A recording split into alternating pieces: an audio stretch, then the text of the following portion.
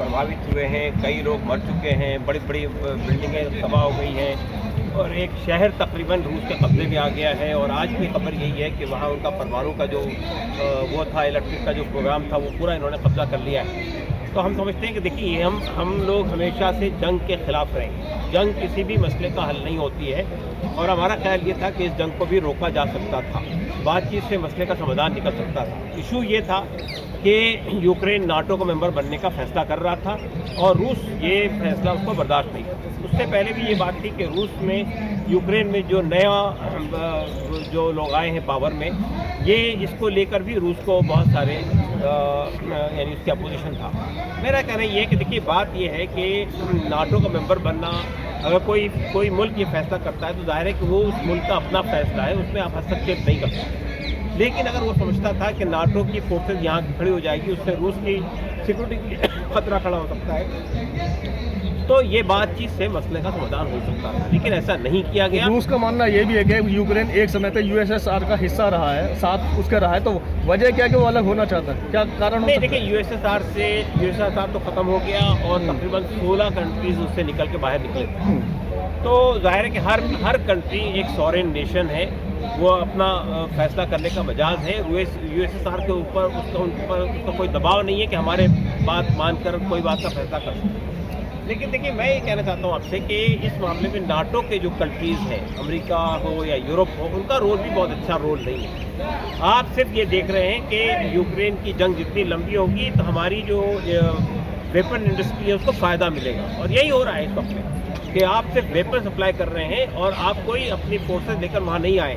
होना ये चाहिए था कि अगर ये जंग नहीं रुक रही है बातचीत से, ये जंग नहीं रुक रही है यूनाइटेड नेशंस के रेजोल्यूशन से, तो फिर यूरोप को और अमेरिका को इस जंग में शामिल होकर रूस को रोकने की कोशिश करनी चाहिए थी, जो वो नहीं कर रहे। तो हमारा मानना ये है। आपको नहीं लगता कि अमेरिका ने भी जो है एक समय पर यूक्रेन से कह दिया था कि अगर आप युद्ध करते हैं तो हम आपका साथ देंगे, जबकि अब वो पीछे हटता दिखाई दे रहा है? यही मैं कह रहा हूँ आपसे। देखिए, अमेरिका ने और यूरोप ने यूक्रेन को शय दी कि हम आपका साथ देंगे, आप खड़े हो जाइए मैदान में। जब वो खड़े हो गए मैदान के अंदर तो ये पीछे हट गए। आप सिर्फ सैंक्शन लगा रहे हैं और आप समझते हैं कि सैंक्शन से जो है रशिया को आप रोक सकेंगे। आप देख रहे हैं कि सैंक्शन से रशिया पर कोई असर नहीं पड़ रहा है। तो ये बात गलत है और हम समझते हैं कि इसमें अमेरिका और यूरोप भी बराबर के जिम्मेदार हैं। ये जंग बढ़ रही है तो उसने पहले बातचीत का मौका दिया था, यूक्रेन को बातचीत का मौका दिया था, लेकिन उसके बावजूद भी यूक्रेन ने यूरोप में शामिल होने के लिए साइन किया। उसके बाद से जंग में एक कहते हैं आग में घी डालने वाला काम किया। नहीं, आप मुझे ये बताइए कि मैं अपने कंट्री के बारे में कोई फैसला करूं तो आप मुझे डिक्टेट करेंगे, और अगर आपकी बात नहीं मानूं तो आप मेरे खिलाफ जंग करेंगे क्या? ये जो अप्रोच है, हर मुल्क की अपनी सॉवरेनिटी है, उसको फैसला करें। भारत अगर कोई फैसला करता है तो कि चाइना हमको डिक्टेट करेगा क्या? तो हमारा कहना सिर्फ यही है कि वो एक स्वतंत्र कंट्री था यूक्रेन। देखिए, हमको यूक्रेन के बहुत सारे फैसलों से इख्तलाफ नहीं है। जब म्यांमार में जो कुछ हुआ तो उन्होंने गवर्नमेंट की साइड ली। ये जो कुछ फ़लस्तीन के साथ में इसराइल ने किया, उस वक्त उन्होंने इसराइल का साथ दिया। तो ये अप्रोच यूक्रेन का भी गलत है। हमारा कहना ये है कि लेकिन देखिए, किसी के मुल्क के अप्रोच की वजह से आप वहाँ के नागरिक को, वहाँ के सिटीजन को यानी सजा नहीं दे सकते, जो आज हो रहा है वहाँ पर। तीसरी बात मुझे कहनी है कि ये जो यूनाइटेड नेशन के अंदर जो रेजोल्यूशन मंजूर हुआ, उसमें भारत ने भाग न लेकर अपने प्रिंसिपल स्टैंड को मुतासिर किया है। उसका प्रिंसिपल स्टैंड हमेशा से ये रहा है कि हम पहले तो नॉन अलाइंड रहें, हम किसी पक्ष की हिमायत नहीं करते हैं, न ईस्ट न वेस्ट, न अमेरिका न रूस। लेकिन आज आपने एब्सटेन करके एक तरह से रूस का साथ दिया है, ये गलत है। सर, हमारे भारतीय नागरिक वहाँ फंसे हुए थे, इसलिए शायद भारत ने ऐसा किया। देखिए, भारतीय नागरिक को रशिया से तो निकाल नहीं सके आप तो निकाल रहे हैं यूरोप से, और आप तो निकाल रहे हैं रोमानिया से और यूगोस्लाविया से। वो रास्ता तो अभी भी खुला हुआ है आपके लिए। मेरा कहना सिर्फ ये है कि ये बात कि हमने उसके अच्छा, देखिए, हमको किस लिए हो रहा था रेजोल्यूशन ये हो रहा था, ये जंग रुके, रूस पीछे हटे, तो आपके तो फैसले आपके हक में जाती है बात कि अगर रूस जंग रुक जाती तो आप अपने नागरिकों को आसानी से निकाल सकते थे। लेकिन जंग की हिमायत आपने की है, एक तरह से आपने इस रेजोल्यूशन में भाग न लेकर एक तरह से you have favoured Russia.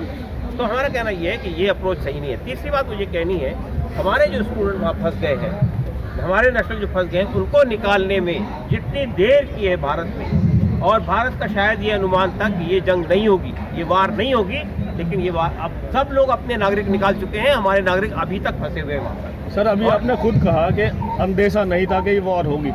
War होने से पहले लगभग सभी देशों ने नोटिफिकेशन जारी कर दिया गया था और अपने बच्चों को वहाँ से निकालने की कोशिश भी की, जो नागरिकता उनको निकाल। भारत का रुख आखिर इतना नीरस क्यों रहा कि उन्होंने अभी तक बच्चों को जो है ध्यान नहीं दे पाए, ना कि अपने नागरिकों को बाहर निकाल पाए? इसकी वजह मैं सोचता हूँ कि हमारे प्रधानमंत्री, होम मिनिस्टर, ये सब लोगों को इलेक्शन में दिलचस्पी है, वो उसमें लगे रहे, वो यूपी के इलेक्शन के लिए तैयारी करते रहे। उन्होंने एक बहुत बड़ी क्राइसिस को फेस करने में डिले किया और आज भी आप खामखा उसका श्रेय लेने की कोशिश कर रहे हैं। आपने इवैक्यूएशन के नाम पर जो कुछ किया है वो ये कि हमारे बच्चे जैसे तैसे करके रोमानिया पहुँचे या पोलैंड पहुँचे, वहाँ से आप उठाकर ला रहे हैं, तो ये इवैक्यूएशन नहीं है, ये तो गलत बात है। और वहाँ से जिस तरह से वो लोग खारकीव से 1200 किलोमीटर 900 किलोमीटर चलकर ट्रेन के ज़रिए से किसी ज़रिए से वो रोमानिया पहुँचे या पोलैंड पहुँचे, तब वहाँ से आप उठा कर ला रहे हैं। लेकिन आपने उनको वहाँ तक शिफ्ट करने के लिए कोई साधन नहीं दिया, कोई प्रोग्राम नहीं चलाया, तो ये अप्रोच सही नहीं है। आपका कहना यह है कि भारत जो है नीरस बना रहा है, उनको मतों की ज़्यादा चिंता है, ना कि जानों की। बिल्कुल सही है। अभी हमारे साथी ने एक बात कही है कि जब देश में लोग कोरोना से मर रहे थे तो हमारे प्रधानमंत्री और होम मिनिस्टर जो है बंगाल के अंदर इलेक्शन में रैलियां कर रहे थे, और आज भी ये हो रहा है। हमारे नागरिक वहाँ फंसे हुए हैं, आप यहाँ रैलियों में लगे हुए हैं। सर बीजेपी के नेता तो बोल रहे हैं ना लगातार मोदी जी के लिए, इतने बड़े नेता हैं, यूक्रेन के प्रधानमंत्री ने उनसे बात करी है, मदद मांगी है। तो मदद मांगी, क्या मदद थी हमारे प्रधानमंत्री? बड़े नेता तो है वो। देखिए, बड़ा नेता वो होता है जो क्राइसिस में अपने लोगों के काम आए।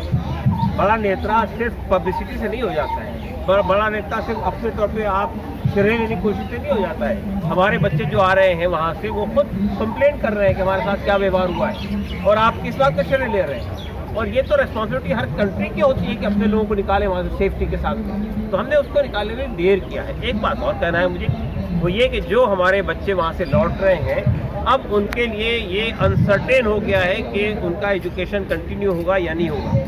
तो उनको यहाँ पर हमारा मानना ये है, वेटरनरी पार्टी का डिमांड ये है कि वो उन बच्चों को यहाँ एडमिशन मिलना चाहिए। यहाँ के मेडिकल कॉलेजेस के अंदर हर स्टेट से जहाँ से वो आए हैं, उनको मेडिकल कॉलेज के अंदर एडमिशन देना चाहिए और वो ताकि अपनी एजुकेशन कंटिन्यू कर सकें। और जो लोग मारे गए, 2 बच्चे हमारे मर गए वहाँ पे, तो उनको कंपनसेशन मिलना चाहिए, एडिक्वेट कंपनसेशन मिलना चाहिए। और एक बच्चा, एक हमारे सरदार जी है, वो वहाँ पे जख्मी हालत में अभी एडमिट है और वो खतरे से बाहर है, लेकिन जाहिर है कि उनको सुविधाएं प्रोवाइड करनी चाहिए और उनको वहाँ से लिफ्ट करके वापस लाना चाहिए। तो जिस तरीके से विश्व युद्ध की चर्चा शुरू हो चुकी है, नाटो देश भी अब इसमें कूद चुके हैं, तो लगता है कि यह वर्ल्ड वार की ओर बढ़ रहा है? देखिए, अगर वर्ल्ड वार की ओर ये देश जाएगा तो ये सिर्फ यूरोप का या यूक्रेन का नुकसान नहीं होगा, ये हम सब का नुकसान होगा। आप जानते हैं कि इस जंग से चंद दिनों के अंदर जो महंगाई बढ़ी है तब भारत के अंदर, ये इनडायरेक्ट तरीका है ना अफेक्ट होने का।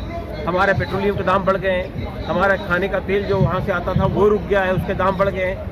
तो ये इस हमारे देश के ऊपर भी बहुत सारे प्रॉब्लम खड़े हो जाएंगे इस जंग से, अगर ये जंग बढ़ती है तो हमारा प्रयास यही होना चाहिए, भारत के रूस से जो डिप्लोमेटिक रिलेशंस हैं उसको इस्तेमाल करना चाहिए और जंग को रोकने की कोशिश करनी चाहिए। देखिए, भारत अगर एक बड़ा कंट्री है, अगर हमारे मोदी जी एक बड़े लीडर हैं दुनिया के, तो उन्हें जंग को रोकने की कोशिश करनी चाहिए, उनको दोनों को टेबल पर लाना चाहिए बातचीत के। ये सबसे बड़ा हल यही है। रूस को, पुतिन को, जेलेंस्की को लाए एक टेबल पर। बिल्कुल लाए, इसके बगैर कैसे? अभी तो बातचीत चल ही रही है ना दोनों की।